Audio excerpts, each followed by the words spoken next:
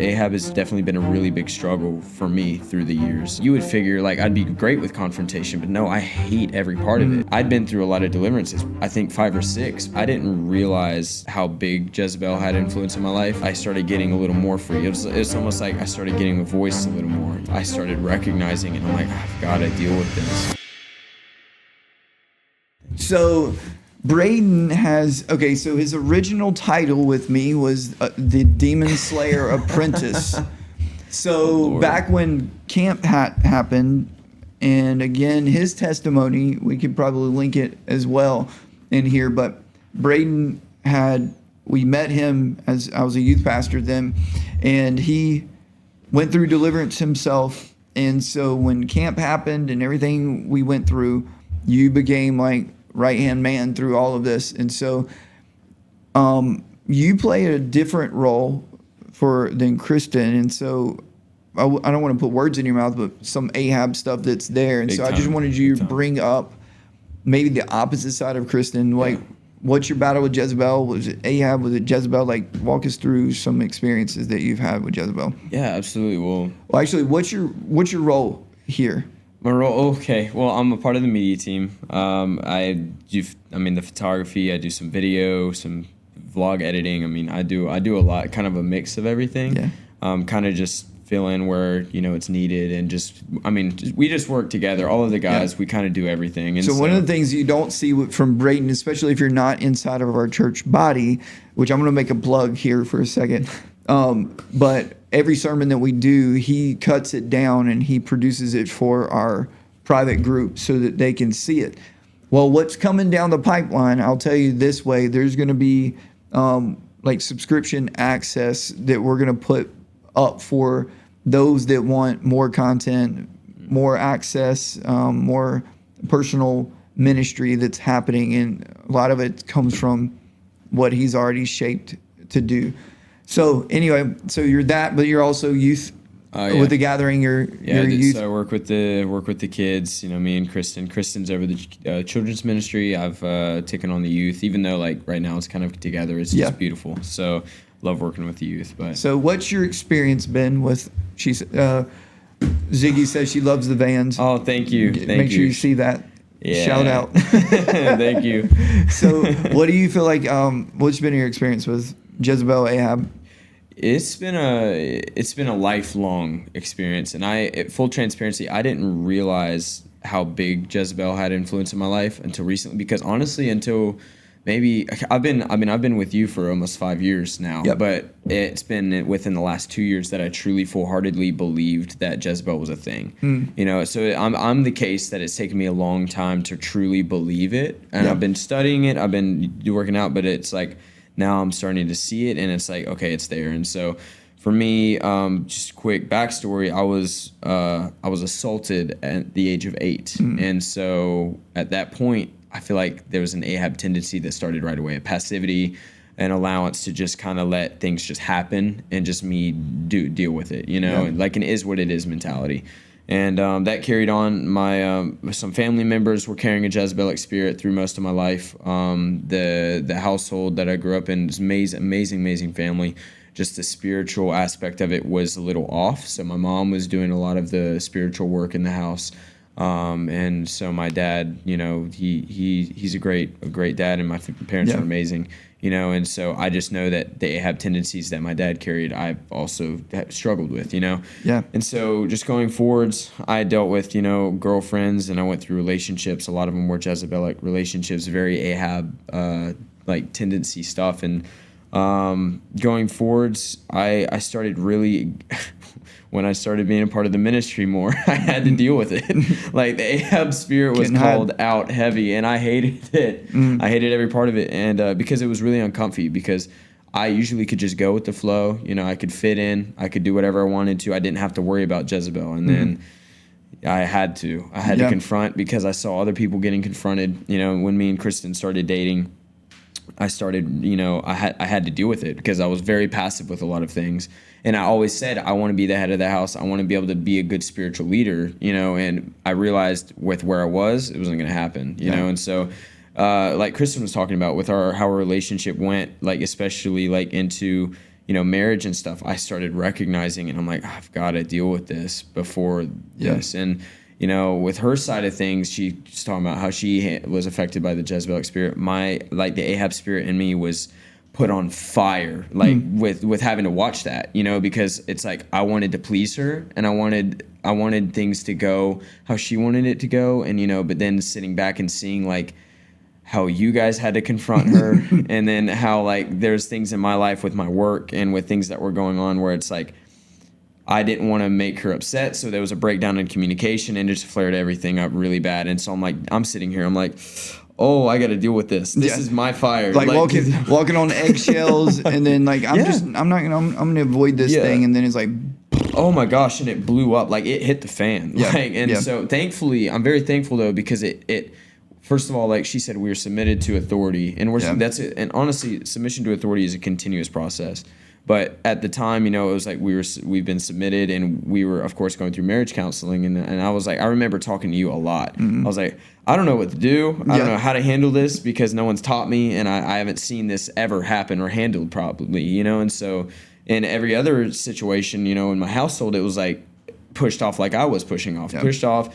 Don't worry about it. It is what it is. I take all the hits and deal with it and move on, And so now I'm like realizing, oh gosh, I have to deal with this head on. And so we had to have uncomfortable conversations. I had to put myself in really uncomfortable places because I had to put my foot down a few times and be like, hey, no, we have to deal with this. We have to handle this because of the wedding, because of this, because of our submission to them. And it's really cool how the Lord works, because it was like, as I started handling that, I started getting a little more free. It's almost like I started getting a voice a little more, and start stepping out. I'd been through a lot of deliverances, I think 5 or 6, but the biggest deliverance for me was her getting set free from Jezebel, because that started setting me free. Wow. Because I had to start handling my own things. And so through that whole process, I still deal with some Ahab tendencies, but like she said, it's like I've been free, so it's like it's only like a temptation there, So it's just something I have to, when it comes, okay, what does the word say about it, and who am I? I'm a son of God, what my role is, and so Ahab has definitely been a really big struggle for me through the years, and I think on the back end it's even more obvious. So it's cool because you might have received this prophetic word, but it was like you're going to be living in a constant state of conflict. Right? Like you have to, we can't run from conflict, which I feel like in a lot of ways you and I are similar. And so one of the things that got me into the Ahab tendency was trying to please everybody and trying to make peace. When looking back, I'm like, if God would have told us that we were going to be doing this, I would have said no. Hello, no. Right? I would have said, hello, no. But the problem is with this is like the recovering Baptist. I mean, your grandfather's a Southern Baptist pastor. My granddad has been a Southern Baptist pastor for amazing man of God. years. Amazing man. And this is like the topic that is never talked about, because it's like my family knows, and they're whatever, they're like, they see the fruit in my life, so that's how they've judged it. But because before, y'all, I was not a good person. And so obviously then they were like, I don't see any fruit, because it was, for me, it was a very drastic change very quickly. And so as we're like, recovering Baptist has been putting a lot of pressure on it. So even thinking, all right, so to connect some dots, a lot of times with Ahab, there's hypocrisy. It's living like a chameleon. It's living one way with this group, another way with this group. And really it could be like, it's all selfish, because it's just wanting to self-protect and to be, and to not stand out. And so to be a part of a ministry that's called the Recovering Baptist is like, it's got to be the Lord. Like, this is just ridiculous, because it's like the last thing, you might see the content on Jezebel and the Recovering Baptist, but like the process of getting to this place of overcoming the opinions of other people, like you and the girls, and when I say the girls, like Kristen and her sister, like these people are judged, they're criticized. And the reason they're criticized is because, how old are you? 21. How old is Kristen? 21. 21. So they're 21 years old, and they've been through this process for 5 years, both of them. And there's so many married couples that I've met that do not carry the maturity level that you guys carry. And so people from your side of the situation, family, friends that are not really understanding what's going on, especially with the title apostle, and oh my goodness, like just ridiculous. Yeah. I did not choose that. I do not demand people to call me that.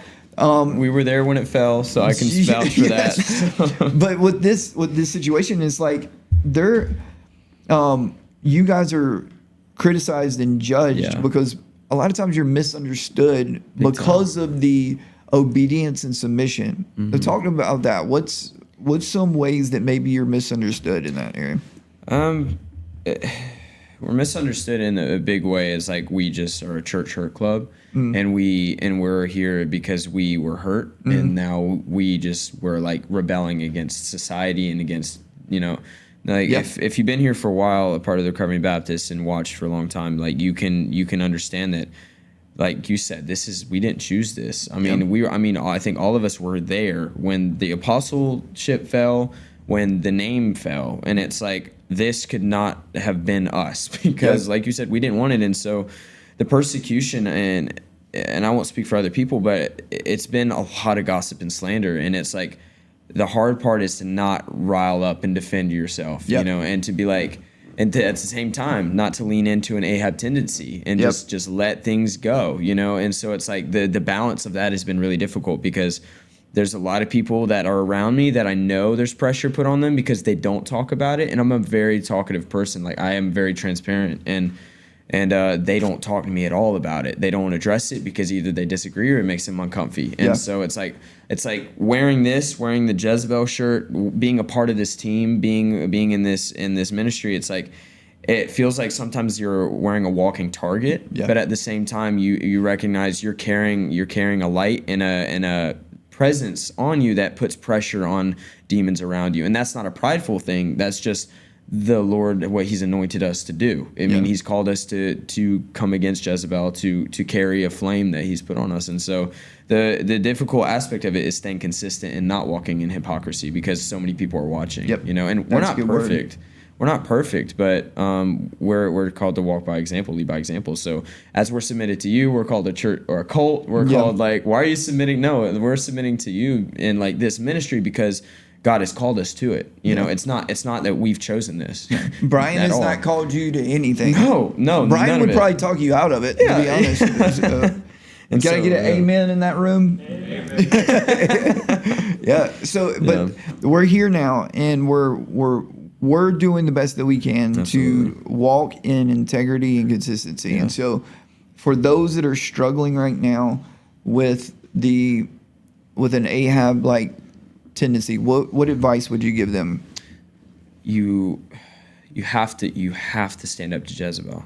Like, coming from someone who literally like would not want to, and at the same time in there, like, we're talking about wearing masks. Like, I'm literally like professionally like a fighter, and then as someone who teaches like Taekwondo and stuff. So you would figure like I'd be great with confrontation, but no, I hate every part of it. It's like, but I understand now the necessity of it. And it's like not a desire to offend at all. It's a desire to call out things that are not of the Lord, know? And so for someone who's struggling with an Ahab spirit, the best thing that I can tell you is you have to face it head on. The longer you run from it, the longer it's going to follow you. Like you said, like Kristen said, if you don't face Jezebel, you don't deal with her, she's going to deal with you. And, her and I are dealing with a situation right now with a pretty heavy Jezebelic aspect. And so this is the first time where I'm feeling like I'm able to walk it out and fight it from like without an Ahab tendency, and it's like, I promise you, if you can confront Jezebel and deal with her, no matter what the consequences are, the freedom that you're going to walk in, especially as a man, like I know there's women that can carry that too, but as a man, like if you're the head of a house, to step back into that role and to step back into the authority that you've been given by the Lord is such a freeing experience, and it changes your life completely, and it unlocks parts of your soul. And I won't get into that, but it unlocks things that you felt like you would never get back: joy, freedom, and even like for the people that are married or in relationships, like a different level of intimacy and love with your partner, because it's like you're so afraid to confront Jezebel because you're afraid to hurt. But once you confront Jezebel and move past that, it's so freeing. And I can't stress that enough. Literally, it sounds simple. Pray, fast, submit to authority. This is a big subject, like common subject, and confront Jezebel head on in the Lord's grace and timing, you know, according to Scripture, fighting it with Scripture, because Ephesians 6:12, we don't wrestle against flesh and blood. You know, we wrestle against principalities and all these things. It's like, that's an important thing to remember too, is because even though you might be really angry and upset with a person, they're not the ones that are afflicting you, you know? And so it's at the same time, you can't be too confrontational, but you can't be too passive. And it's like, to find that middle ground is the only place you're going to find that is in authority and with the Lord. So confront Jezebel. That's beautiful. And I feel like what you're walking through, the humility that you're showing, is you're checking in, you're making sure that like your responses, the way that you're handling this is like your stance that you're taking, the consistency and leading your house and leading just your family is a testament to the fruit of what you're talking about. So you're not just like saying something, you're walking out with your words. And what I would just add to this is like some people that are struggling with Ahab will overcompensate by acting like they're better than they are, distracting themselves with tasks, with ministry stuff, with selling you on fruit that they're trying to produce, meanwhile not allowing you to hold them accountable or to keep like a watch over them from a physical standpoint. And so I see it often, like those who are avoiding accountability are generally the ones that are struggling because they're trying to be elusive to not be held accountable. When I would run from accountability, that was the greatest fruit of Ahab. I did not want to be held accountable, and really it just came through responsibility. I didn't want to be responsible for my own actions, and so I would be elusive. Specifically with Apostle George, I would be elusive, but also I would busy myself in areas. Let's just say, I'll say this for example. Let's say I'm ministering, and you're distracting yourself with maybe a ministry. Like, we'll just use the camera for example for you. So like, you don't do this now, but like he operates a lot of times with the camera, and so if he's struggling with like an Ahab thing or really just being elusive, he can hide behind a camera and act busy, but use that as a way to not really receive and to dodge. And I've seen that often, and people can busy themselves with good things in an approach to overcompensate, to sell that they're doing better than they are. And I feel like just like Jezebel with Kristen, what she says as far as locking in to just submitting to authority, really for Ahab, I feel like it's accountability. And it's willing to be pushed, because I feel like Ahabs need a wind at their back and support to help stand them up. And you can only do that in community and accountability. And I see it often, like with people that really don't know. And here's the deceptive part. They will dodge accountabiligive, but then try to teach. They will dodge accountability and then try to give their insight or their thoughts. And it's almost like trying to overcompensate. So it's like, dude, you see right through it. And so, and if it's manipulation and behind the scenes, they'll give more attention to other leaders, and they'll give more attention to those that are around instead of like just settling in. And so I've seen you overcome that. And this hasn't been recent, but I've seen you lock in and just grow and mature. And the things that you're growing in now, like, I wish I knew what I do now. Like I wish at your age that I was willing to go through the process. And that's the point. There's a process for you. There's a process for Brayden. There's a process for Kristen and all of us. Like, and are we willing to submit to the process? Because in the end, you can't speed it up. And you just got to submit to it.